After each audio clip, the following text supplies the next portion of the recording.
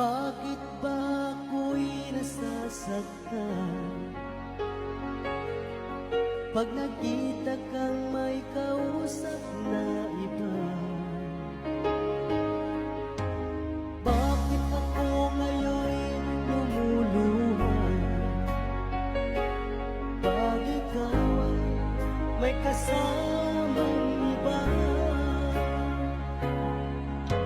Alam mo ba, nasasaktan ako.